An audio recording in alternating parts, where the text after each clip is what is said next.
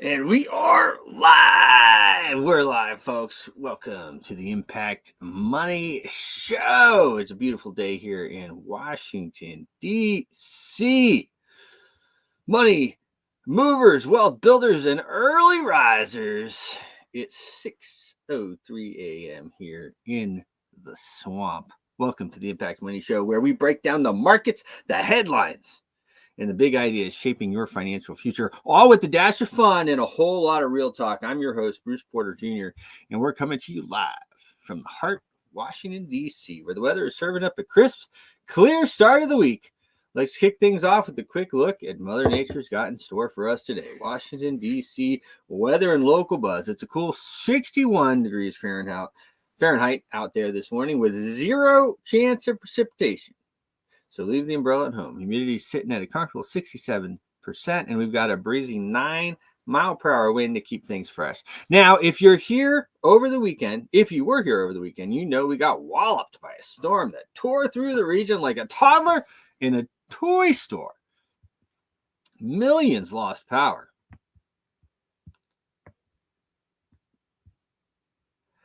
Trees went down like dominoes, and it was chaos for a hot minute. But the lights are back up and the cleanup crews are out.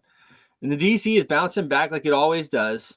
Local news, well, folks are still buzzing about the storm, but the big talk around town is how our city's power grid held up. Expect some spicy op-eds in the Post this week about infrastructure upgrades. All right, enough about the weather. Let's dive into the markets and the story shaking up the world this morning. The market's in a mood. Buckle up, folks. The markets are throwing a bit of a tantrum today, and it's not pretty. Let's start with the U.S. dollar, which is taking a beating on the DXY index, sitting at 100.20, down 88.88%, which is a big move for the DXY, although lately it has been making these moves. 0.88%, almost 1%. Ouch. That's like watching your favorite team fumble in the final seconds. The greenbacks also slipping against the Japanese yen, down 4.45% to 144.96. Why? Well, the Bank of Japan talking tough about raising interest rates if inflation keeps climbing. I mean, here's a wild idea, BOJ. Maybe stop printing money like it's confetti. I mean, just a thought. Carry trade's unwinding, and traders are scrambling like they've just heard the last call at the bar. Over in the stock, the futures market, it's a rough opening, folks. Dow futures down 383 points, a 0.9% drop with implied open of negative 399. The S&P 500 futures down 77.75 points or 1.3%. And the NASDAQ futures are getting clobbered off 369.50 points, a 1.72% slide. If this holds, Wall Street's going to need a strong cup of coffee to face the day. Asian markets are mostly in the red too, with the Hong Kong Stock Exchange barely holding it together, down a smidge at 23,332, a 0.05% slip. And let me just, curious, of course, I put the show together, and then things move a little bit. Sometimes it is still at the exactly the same. Exactly.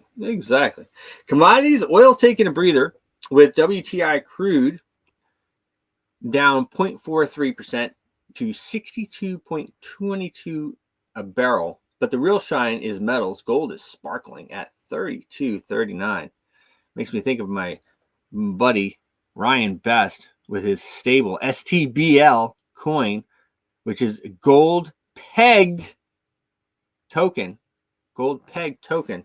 What do you want to trade with, right? I trade with, in USDT, but I'd much rather trade with gold. I like to stay in the superior asset, right? I like to stay in the superior asset. Anyway, gold is sparkling up 1.65% today, and silver's up nearly 1% at 0.98 to $32.67. Safe havens are clearly the cool kids today.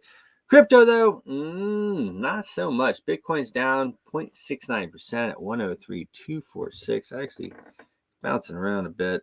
Down below, down about 103 actually at the moment.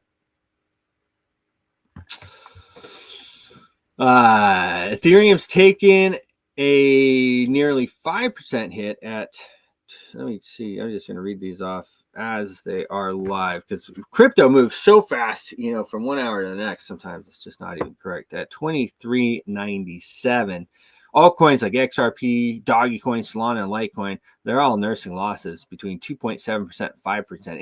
It's a bloodbath out there, crypto bros. Hodl tight. Or sell and buy back later. One of the things that we share on here, of course, is this 2-bit exchange. And guys, you can go in and out and all around on this 2-bit and do really well. Or you can. All right. If you hit this QR code down here in the corner, 2-bit, join on 2-bit, you can make money when the market goes up or down. And if you're not sure about what to do, you can just follow our trades, do the copy trader thing, and just follow our trades. I don't always win my trades, but I do most of the time. Enough to make it interesting. I'll leave that up for a minute before I go back. Washington whispers Biden's health and local vibes. Before we get into the global headlines, a somber note from DC former President Joe Biden, who has been diagnosed with an aggressive form of cancer. And our thoughts are with him and his family. It's a tough blow, and we're wishing him strength here in the district. The storm cleanup's got folks talking about resilience, but the political chatter is all about what's next for the administration. Speaking of which, let's pivot to the man in the Oval Office. Trump's back from the Middle East. Is he looking at jet lag or power moves? President Donald Trump back in D.C. after a whirlwind trip in the Middle East. And I got to say, I hope he's got a better handle on his jet lag than I do. After my last trip to Dubai, it took me a week to stop waking up at 3 a.m. craving shawarma. Trump's been making waves and some big deals. $200 billion from the UAE, $600 billion from Saudi Arabia, and a push for AI cooperation. I think there's $1 trillion in some of those, of course, $1 trillion from the Doha, Qatar. But here's the catch. See, these deals are not binding. And the Middle East is a tricky chessboard. Sources say the rift between Trump and the Israeli Prime Minister Benjamin Netanyahu might have been a bit of political theater. I talked about it on the show here myself. And the administration is signaling they're back lockstep with Israel. This matters because the region is watching closely, especially with the ongoing crisis in Gaza. More on that a bit later. But Trump moves are keeping everyone guessing. Is he playing 4D chess or just winging it? Yeah, you tell me. Robotics, the future's got legs. Literally, let's lighten up with some tech, folks. Robotics is having a moment, and it's not just about Roomba vacuuming your dog hair anymore. Tesla's Elon Musk is doubling down on his Optimus robot with plans to crank out 10,000 units this year. I might have to get one of these things. 10,000 units. He's betting big that these humanoid robots will be doing useful things by the end of the year, like fetching your coffee or assembling your car.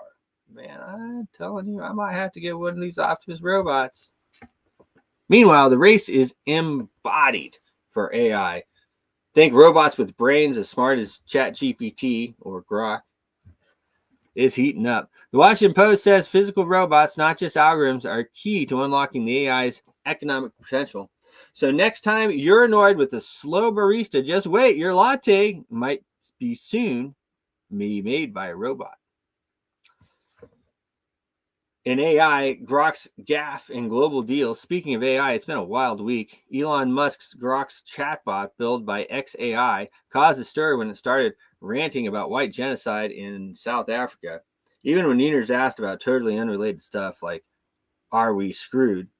XAI is blaming an unauthorized modification, but the internet's not buying it. Critics are calling it a wake-up call for AI regulation, especially since Musk and Trump have been pushing the narrative. By Thursday, Grok was reprogrammed to play nice, but the damage was done. AI ethicists are screaming about bias, and MSNBC is waving the red flags on oversight. On the flip side, Trump's Middle East trip scored some AI wins, and the UAE is getting access to advanced U.S. AI chips, a move that's got Silicon Valley cheering. but DC Hawk's nervous about tech leaks to China. The Gulf's aiming to be an AI powerhouse, and Trump's handing them the keys. Maybe too fast? Love him or hate him, the guy's shaking up the global AI race. When life longevity, we have, can we live forever yet? It's funny, my youngest, I told her, we were talking about this a bit, and she told me that since she was 3 years old, I've been telling her I was going to try to live longer. Interesting, right? Now, who wants to live to be 150? Who else wants to live to be 150, I should say?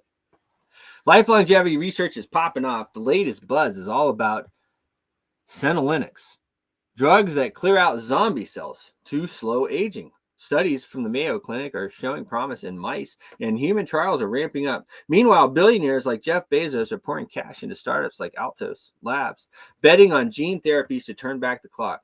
But here's the fun part. A new study says daily sauna sessions may extend your lifespan by boosting the heart health. So maybe skip the cryotherapy and just sweat it out. Finish style. No word on whether Bitcoin stress ages you faster, but I'm betting it does. I always used to say, okay, if you want some Bitcoin, get some Bitcoin, but it's not for the sleight of heart here.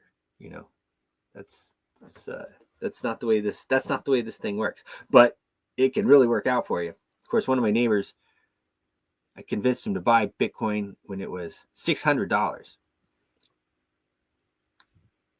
Paid off his house. I think he bought like 10, something like that. Came over, thanked me. He's thanked me. He's thanked me numerous times. Let's be honest.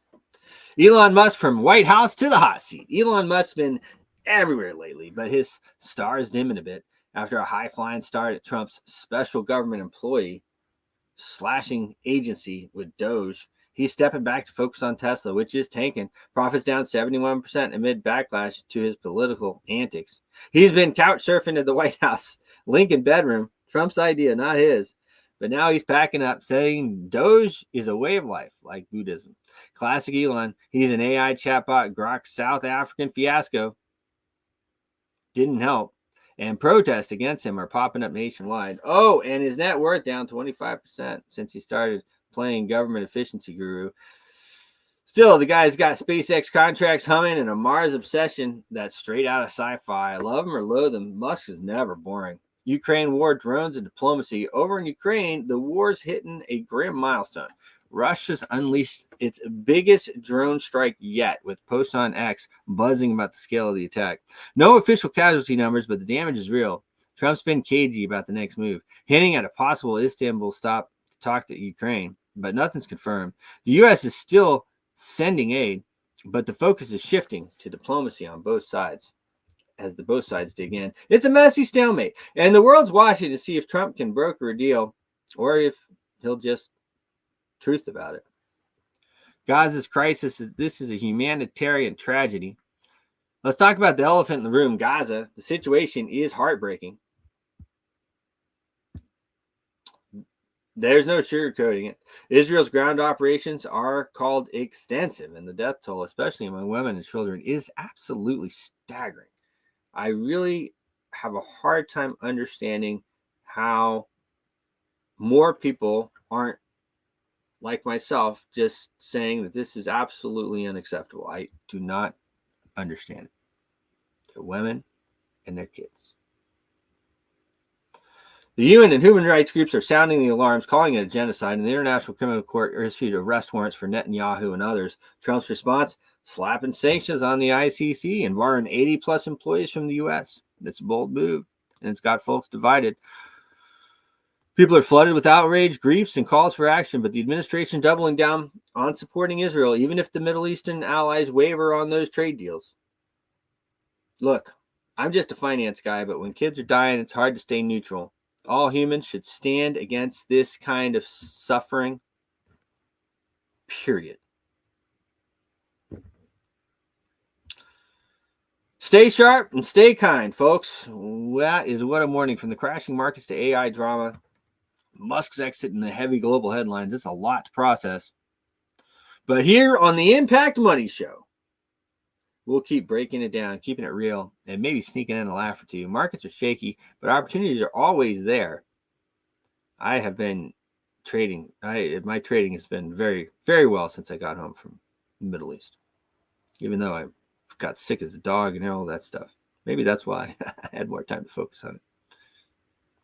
Gold's up, silver shining, and maybe it's time to sweat it out in the sauna for a longevity boost. Stay sharp, stay kind, and let's make some smart moves together. We've got a packed show ahead. We've got interviews with some important people, and I have the Market Watch report with our good friend, the great Matt Dixon. Matt Dixon with the Market Watch report right here. My main man is traveling, so I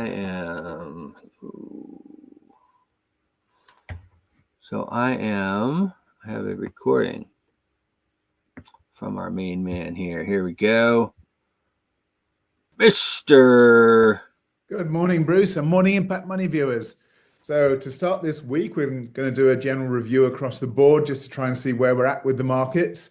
So I'm just looking, first of all, at some of I wanted to try and assess what's happening with the market. There's so many people trying to get bullish on altcoins and saying we're going to go to new all-time highs. I don't really see it, and I'm trying to wonder why they will go to all-time highs. I mean, we've seen a lot of money diverted away from moderately respectable altcoins into what I would call rubbish, like fart coin, Trump coin, these memes which have no underlying value whatsoever. They're purely built on speculation and nothing else at all. They're actually totally, utterly worthless tokens, which are just pumped up by speculation. And some people, like, for example, Trump, made a few billion out of this, made a lot of money, I understand, allegedly. Made a lot of money out of Trump coin, but there's no value there. And sadly, it's the regular retail punters that paid for it all that lost out. They invested in this massive pump when it listed on Binance. We can see from here a massive pump from around $25-ish, somewhere around there, all the way up to $75. So it went up 3x, and then we saw Binance and some of the big players just dumping the token, and the price dropped ever since. So what we've seen since then from the low is basically what I would call a dead cat bounce. We may push a little bit higher, but it's still, I think, to be characterized just as a dead cat bounce. So I don't really see any future, but it has pulled a lot of money out of the market from ordinary retailers who traditionally pump these altcoins higher, but actually the money has just been lost and it's gone into the pockets of some of the big players, some of the whales, the likes of Trump, who've profited from these sorts of speculative schemes, and use their political positions to benefit from it, which some would say, many would say, that's perfectly okay. You can use your political position to make yourself wealthy at the expense of the population, but I don't agree personally. But it's up to you and your own political persuasions. So that's Trump coin. We can look at fart coin, which is just the same sort of token. I think, again, it's actually performing a lot better. Fart coin is better than Trump coin, to be fair. It's still somewhere around 50% of its all-time high, which is way better than Trump coin.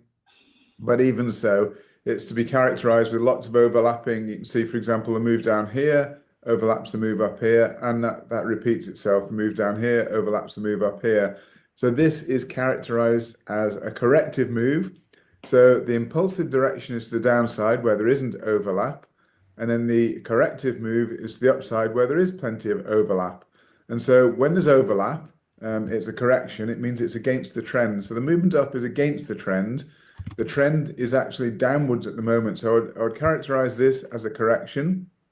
And then at some point, I think we're going to move down possibly to zero or near zero eventually for Fartcoin. I don't think there's any future there.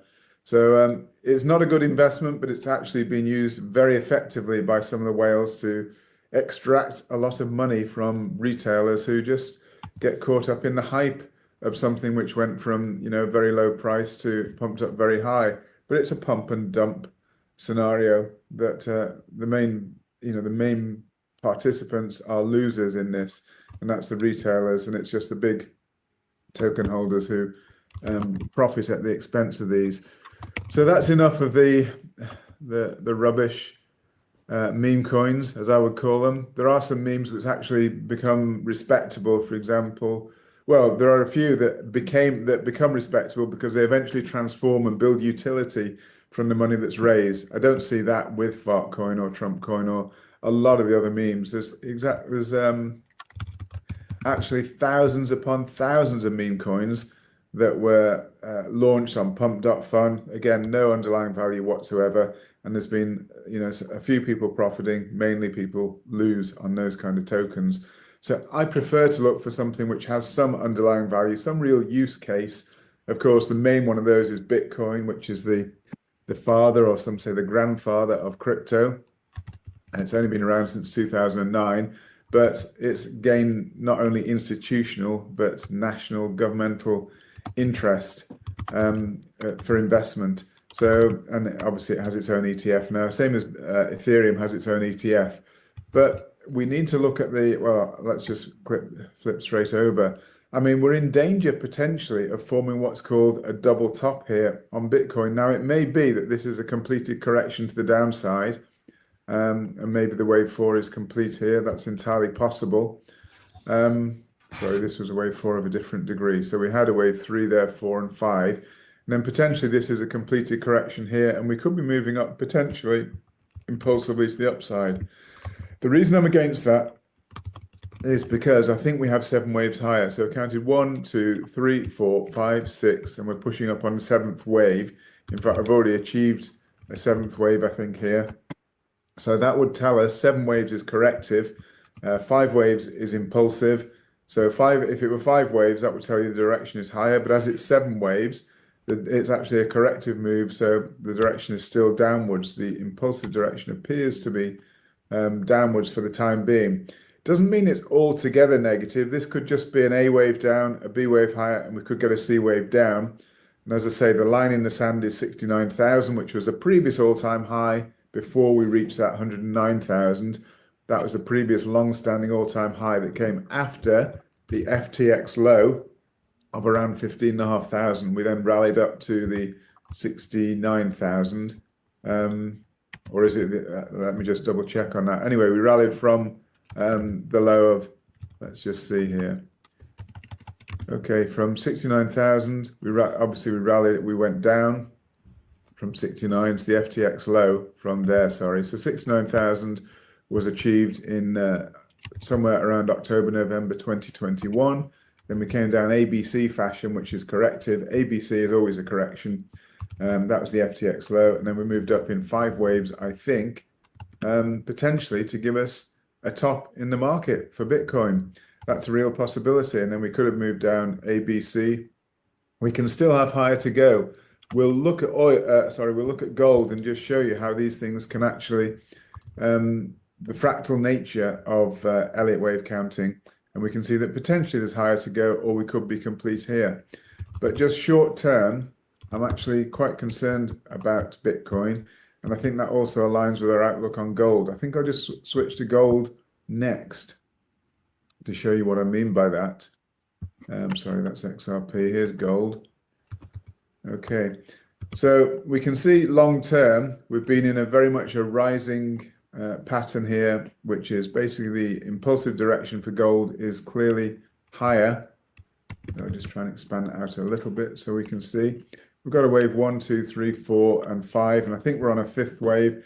The 5th wave here is actually larger than the 3rd wave, and that's actually reasonably typical of gold, because gold, whilst with Elliott wave, normally it's the 3rd wave which is extended, in other words, the longest wave, and normally it's characterized by a Fibonacci extension of at least 1.618 times wave 1. In the case of gold, the commodity gold, very often the 5th wave is the extended wave, in other words, the longer wave. So even though we do see the 3rd wave is extended here with respect to the 1st, so the 1st wave is small, 3rd wave is much bigger. We'll just have a little quick look and just see if there's any Fibonacci relationship there. So just measure the magnitude of wave 1, the top to bottom there of wave 1. I just transpose that to bottom wave 2. Let's just see. There's no particular Fibonacci relationship, but it's actually beyond 2.618. This is the 2.618 level here. And in fact, it's very close. Wave 3 was almost 2.618. We can see there, very close to 2.618 times wave 1. So that's actually a really nice extension in itself. But if we move that over to the bottom of wave 4, yeah, so again, we can see that wave 5 is also massively extended. So you can have two extended waves. It's possible to have two extended waves in relation to this wave 1. So wave 3 was extended and wave 5 is extended. Wave 3 was about 2.618, which is a lovely Fibonacci relationship. We can see that the wave 5 is already beyond 4.236, but there are other extensions that we don't normally list because they're not normally achieved, but we have got a larger extension here apparently for wave 5 in gold. So we may be approaching the end of the move in gold, but I don't think we're there yet. So if I just come back, I'm just trying to open it out so that you can see a little bit more of the detail here in gold. So we compressed it so we can see the long term. Now we're opening it out a little bit so we can focus a little bit more on the short term movement. Now, what's encouraging here on the short term is, of course, that we see from what I've got labeled as a wave 3, and there are multiple fractals. So even within the waves, so this little move up here, we can see as 5 waves, 1, 2, 3, 4, 5. We can see that there are waves within waves within waves. So that's a nice little 5-wave movement with no overlap. So for me, it's perfectly valid 5-wave movement. And we see that over and over again. So there are fractals, as I say, waves within waves. So we had a wave 3 there, a wave 4 there, which was characterized with ABC, a beautiful wave 4. And again, I'll just open out a little bit so maybe you can see that. Probably it would be better to go on a shorter time frame, but I'll just show it. In fact, I will. I'll go to the 4-hour, just so we can probably see these moves a little bit better, a bit more clearly. So let's just see, yeah. So we can see there very clearly a nice ABC movement down to give us a wave 4, ABC. It's a wave 4 basically. Then we got moved up again, another fractal wave, a 5th wave here, which gives us a larger wave 3. And then another A, B, C. Now we're almost up to date now with gold. So we've got from the all-time high there that we had, which was 3,500 or somewhere around there, 3,000, yeah, just about 3,500. In fact, the exact figure I've got for the all-time high was 3,468 was the all-time high on gold. And from there, we've had a very clear A, B, and C down. Now that is a correction. I believe it's a completed correction. So we should now, as you know, 3 waves are corrected. We should get 5 waves to the upside. Now it started really nicely. So this move here was quite impulsive. We can see just solid green candles there to the upside, then a correction down, and we're pushing up again in a nice solid green fashion towards the upside. And I'm hoping, expecting even, this may accelerate to the upside. So gold is a store of value. It's a safe haven asset. It's a protection against risk in the markets. And so there may be some risk in the markets, and we see that with what's going on geopolitically and with Trump's and Trump tariffs and so on. And interestingly, I've spoken a lot against Trump tariffs. Personally, I think it's a bad move. And I did say, I've said on many occasions, this is going to drive the trading partners, America's traditional friends, into each other's arms away from the US. So why would you, be struggling to sell goods into the US or even to buy goods from the US? Why would you trade with the US when you're being treated well, I don't know quite what to say, but treated so badly, effectively? You'd far rather trade with a partner who's going to try to strike deals with you and not just punish you constantly. So we've just seen, we saw UK strike an amazing trade deal with India. We're seeing great trade deals with Australia. We have just seen they're just closing another trade deal with Europe, which is, it's actually going to lower the barriers. It's going to reduce import costs, and this encourages trade. And this surely is where America should be trying to go, to encourage trade. So yes, if you don't want imports, all you need to do is try and be more productive internally. So if America doesn't want cheap imports, then they need to be more productive. So they need to focus on things which improve productivity, which may be technology, maybe the use of AI, those kind of things, which are looking forward to the future to improve America's prospects rather than just cut off trade and say, we're not going to deal with you. We're going to make your imports expensive. We're going to push up prices. Yes, the costs will be to us inflation. American prices will go up. It's going to be really painful for American, retail buyers. It's going to be really painful, and it's going to stifle American growth. And they can't reduce interest rates because inflation's going up. So America growth will slow as well. So you're pushing towards stagflation. And my prime case is, and it's not pleasant, but it looks as though we are heading towards stagflation and recession in the US because of these measures. And as I say, the rest of the world are having to make do and try to strike deals between themselves to push things forward. So I try not to comment negatively, but I do have to comment on what I see economically happening in the world. And so that's the way I see it. So I'm a little bit concerned because gold is very often, as we say, it's the hedge against risk. It's basically where you go for safety. And if gold is rising, it may mean there's going to be a fall in risk assets and Bitcoin, etc. So if we look here, for example, the high in gold was on, we can see there it's 22nd of April this year. That was the high in gold. Let's just flip quickly over to Bitcoin. And we see that actually the 25th of April, 22nd of April, sorry, was characterized by, right back here, characterized here by a low in Bitcoin. That was a high in gold. So we can see the inverse correlation between the two. And so bear in mind they're inversely correlated. So if we're going to be pushing to new all-time highs in gold, that could mean that we're going to be looking for a push down in Bitcoin and cryptocurrencies.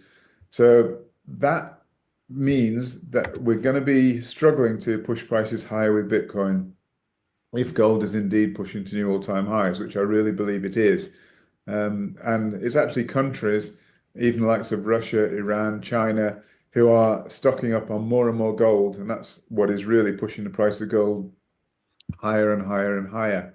And they have tried to keep it artificially lower to be able to stock up on gold, but it is pushing higher consistently now. And we've been pushing gold on this show, by the way, for over a year now. When I say pushing gold, saying it's a sensible addition to any well-balanced portfolio, that we should be having gold as a part of that portfolio because it's basically an uncorrelated asset. It's uncorrelated with many other risk assets. So gold should be part of a well-diversified portfolio. So just back to Bitcoin here. We had what I would label as, and what I have labeled as, a triangle in Bitcoin. Now, we have a triangle is made up of an A, B, C, D, E. They're all corrective waves within the pattern. It's a consolidation, and it's what's called a pre-terminal wave. And it's the wave that comes before a final, what's called terminal wave to the upside. And it's actually the thrust from the triangle. So we were saying that there was going to be a thrust from this triangle.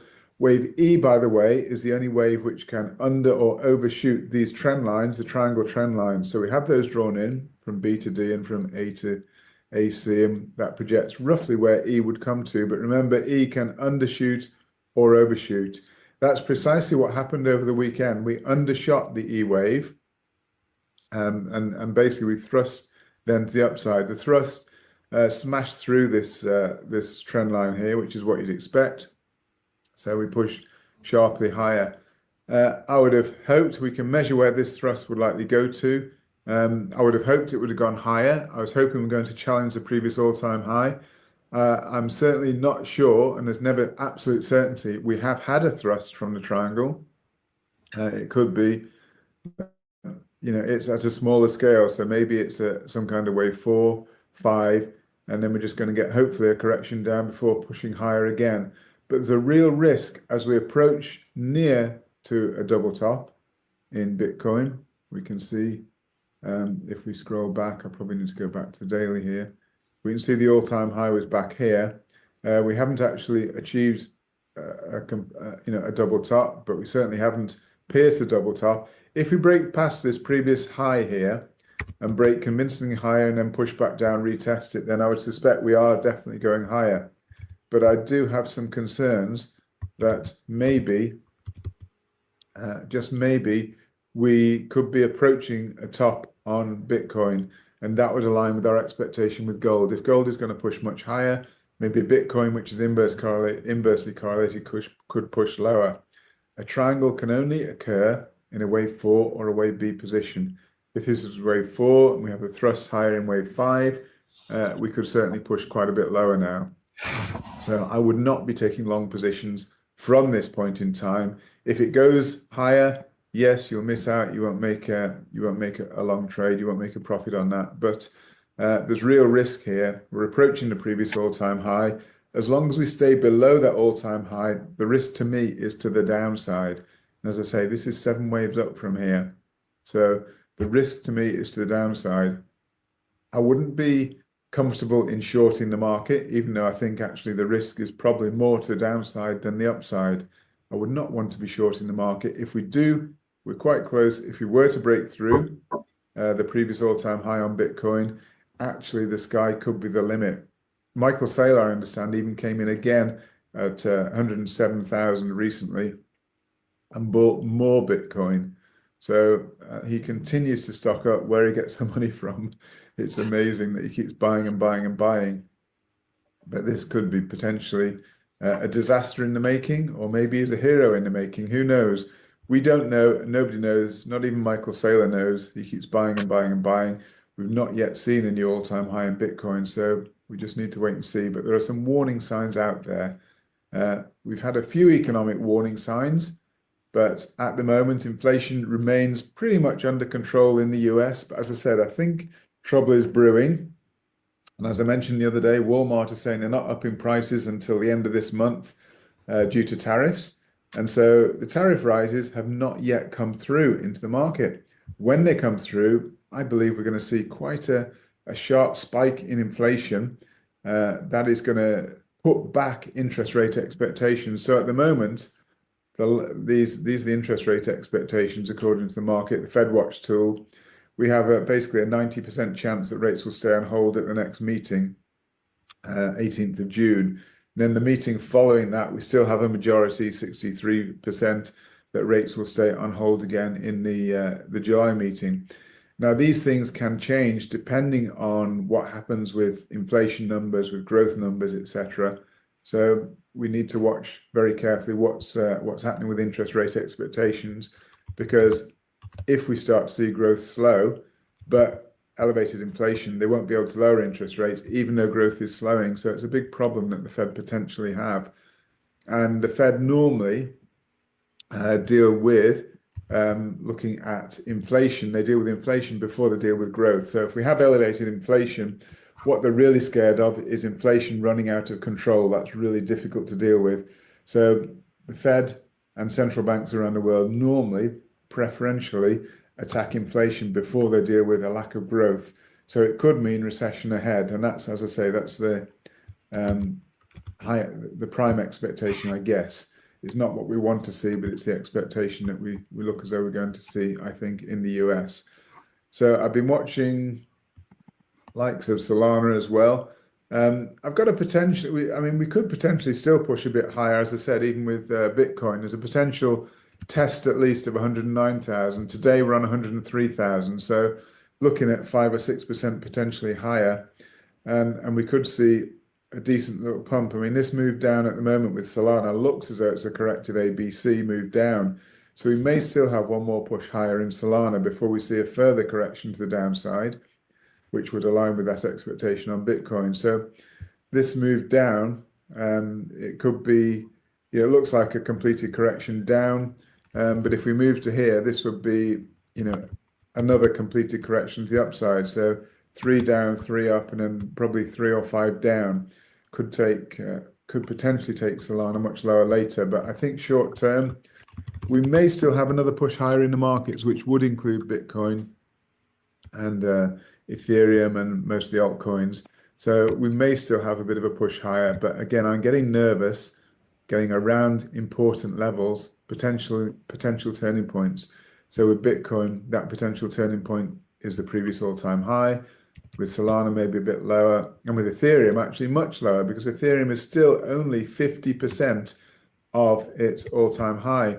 And we did see all those consolidations on the way down, where basically we get a downward move and a sideways consolidation, downward move, sideways consolidation, etc. Now, we did see a break higher from that. This was with the Petra upgrade, which improved gas fees and a number of aspects of the Ethereum ecosystem. And from that, we saw a massive pump in Ethereum price, but actually that hasn't been sustained so far. And we've seen it move down. And it still, was only around 50% of its all-time high. So I have been negative on Ethereum. That was a positive sign for Ethereum, but it doesn't seem to be carrying through. And the Ethereum ETF has also not seen the inflows that we've seen in percentage terms that we've seen for Bitcoin. So there's still, for me, a lot of negativity surrounding the market, and I'm looking to try to get relatively defensive at the moment, because I do think there's trouble ahead in the markets at some point. Even if we see short-term pushes higher, I'm beginning to look for defensive positions in the market, which basically means if the market were to really crumble, I'm hopefully protected. If it rises, at least I'm not going to lose money. It just means I won't be making the money. But this has always been a characteristic of when we get towards a peak in the market. Some people pull out of the market a little bit early while the markets are still rising. And if you'd done that in 1987 was a major crash. If you'd done it then, you'd have done very well. You'd have avoided a massive crash in the market. Same thing in the 2000 dot-com boom and bust. If you'd looked at the signs there, pulled out the market early, and I actually recommended people, even big institutions, I was recommending people exit the market early before the crash happened and save people a lot of money. Same with 2007-8. I suggested people pull out the market, and actually I made a lot of money shorting the market. Again, we can see those signs now. So I did it early. I was actually, while some people were still making money, I was actually holding losing positions, betting against the market in 2008. But when the market did eventually crash, I made a lot of money out of it. Same sort of things happening now. I may, I'm not even going short at the moment. I wouldn't dare go short, but I'm not going long in the market. So I'm not making money where some people are making money, but at least I'm sitting on safe positions where I'm not going to lose money. And if the market goes up, yes, sure, I won't make the money, but I don't mind. I'm very averse to losing money in these markets, because when the markets do crash, they can crash very, very quickly, and it can be very, very painful. So I think we're probably done for today. I've got so much more I could talk about.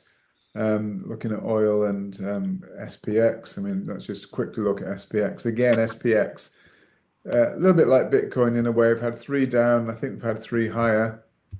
We may or may not be complete. We could push a little bit higher, but that was the all-time high for the S&P 500. As I say, it's a clear 3 waves down, 3 waves higher at the moment. So I do think we're going to get a move to the downside, potentially in 5 waves. That would be inversely correlated with that expectation for gold, where gold would move to all-time highs, but S&P would move lower. But if it is 3 down, 3 up, and then 5 down, actually that's not a bad sign, because that's corrective. 3 waves down, 3 up and 5 down is corrective. So we should then still get potentially a new all-time high after that. So hopefully the same would be for Bitcoin and a lot of cryptocurrencies, that even if we see a nasty, painful correction to the downside, we could still yet see new all-time highs. So I do think that hopefully we know that Trump is pulling back from a lot of these tariffs. Maybe he's seeing a bit of sense.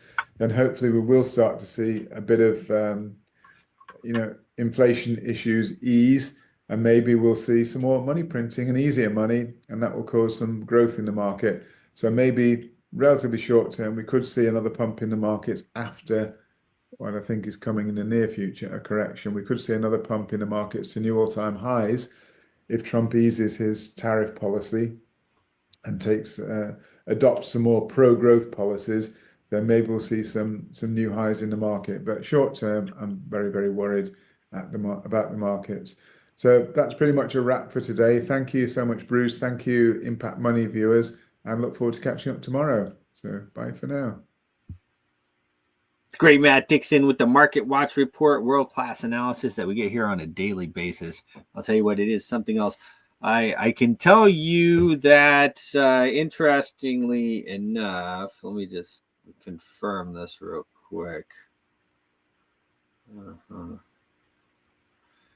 Okay, yeah, so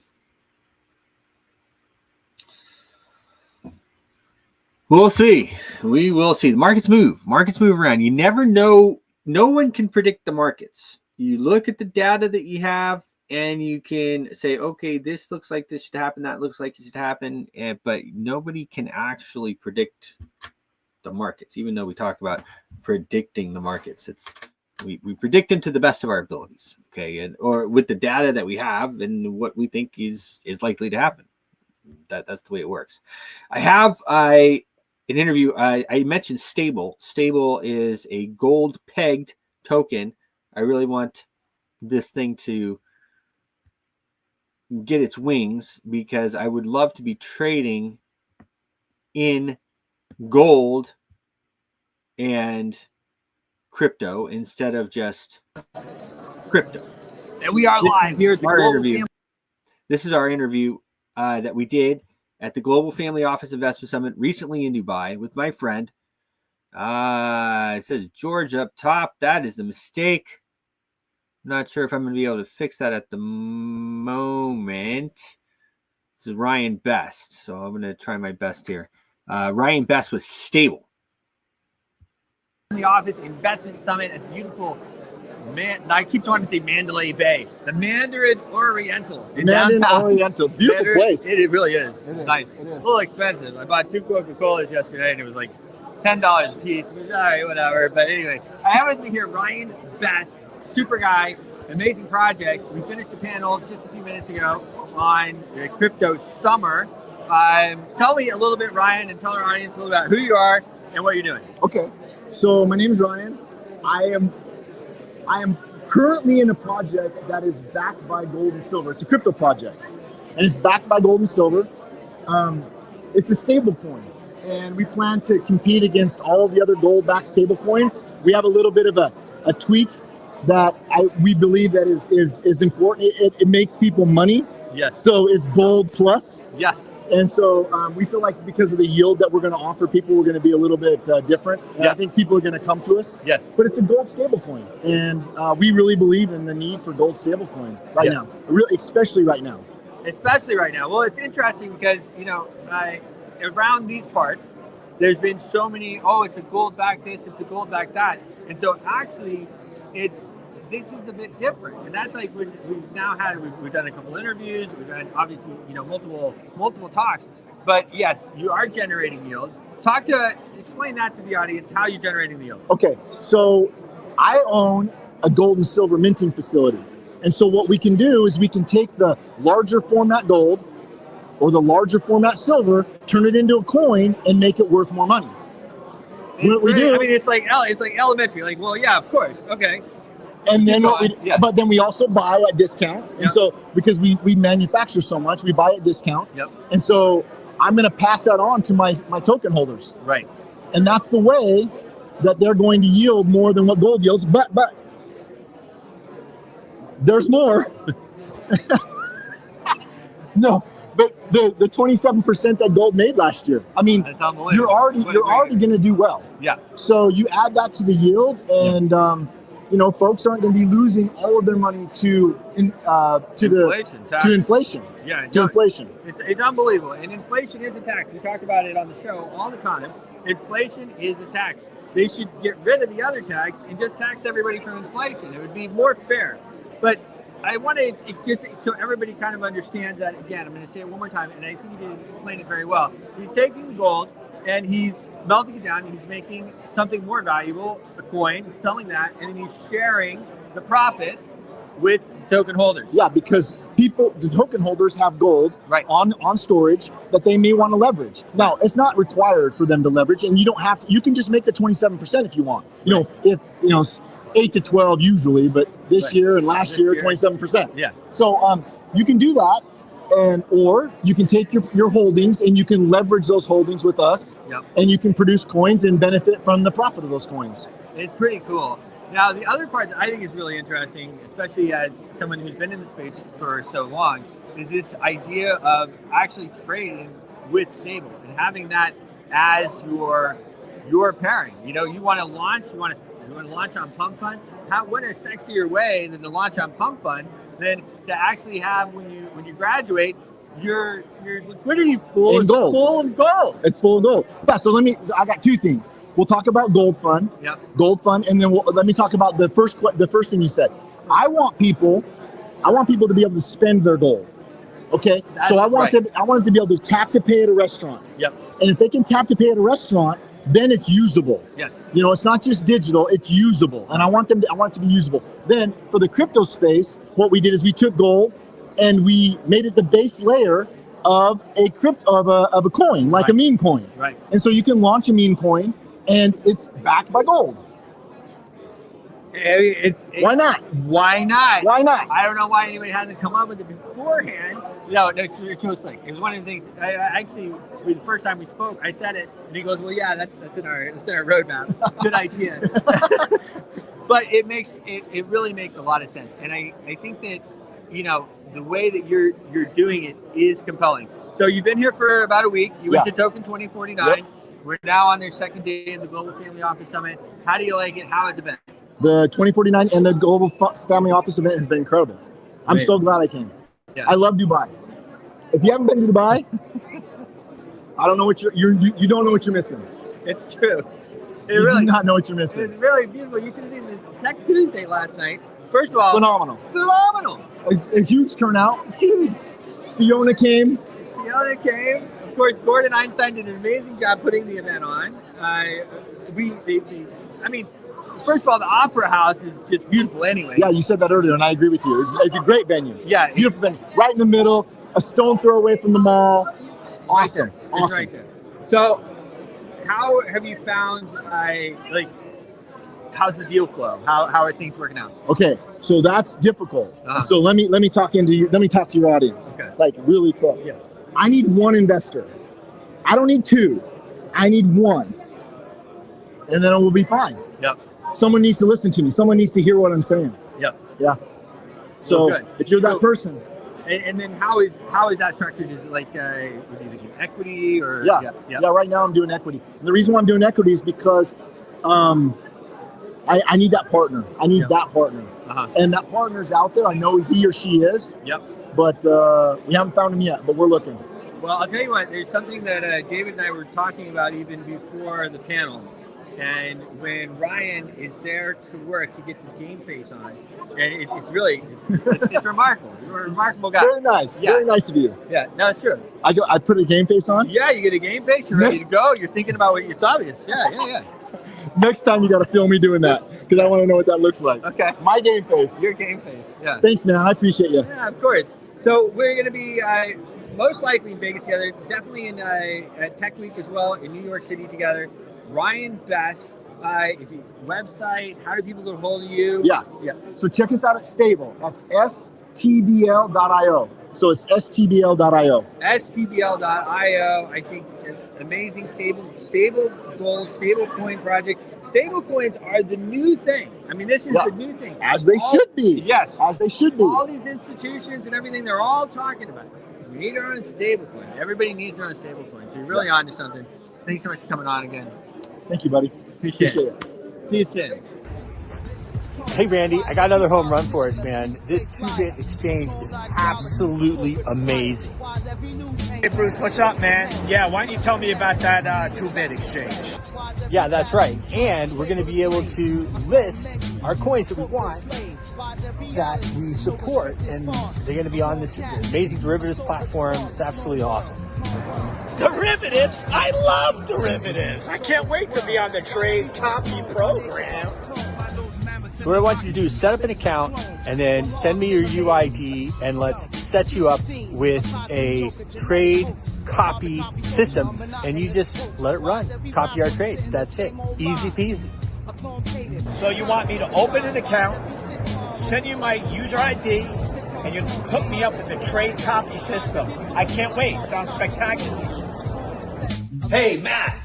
Hey, listen, I met with the guys at 2-Bit Exchange while I was in Dubai, and this platform really looks amazing. Yeah, hi Bruce. Yeah, thank you again for that heads up. I mean, I've looked into this 2-bit platform. It does appear to have everything we're looking for. Yeah, that's right. 2-Bit, Toobit. They have great liquidity. They have futures platform. There's a lot of functionality that I think you're going to like on there. And they really want to work with us. They want to work with the Impact Money Show. And as you and I both know, if they have a good product and they want to work with us, well, hey, that's half the battle. I mean, basically, I love that copy trade facility. I love the features on the platform. It's basically very simple to use. Our viewers only need to set it up to copy our trades, and they just do all the trades that we do. Makes it really easy for people to participate. I think they're going to love it. I'm pretty excited about it. And yeah, it's definitely going to benefit people. I mean, obviously, with all the years of experience that we can pack into it, and people can basically benefit from that. Yeah, I definitely think it's a goer. Hey, David. Yeah, man, I'm excited about it too. I mean, when you think of the ways that we can help our viewers earn money and be able to participate in the monetary revolution, this 2-Bit platform just opens up all kinds of doors that they don't have right now. Hey, Bruce, I'm checking out this platform. It's revolutionary. That's absolutely correct. And the futures platform is amazing. Great liquidity. And the copy trader program, people are going to be able to make the trades exactly when we make them and make the money that we make. It's a win-win for everybody. Open for U.S. customers, and you can deposit money with a credit or debit card. Doesn't get better than this. Beautiful. And what do you think we should use as a referral code? I think we should use Impact Money. That's the one. Impact Money.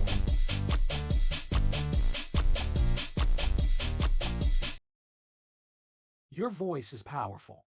When combined with social engagement, it's a force for change. Decentralized media paired with free speech is the catalyst for an empowered world and a unified, invaluable ecosystem. Join Global Boost, become a champion of free speech, and help to reshape the future of media.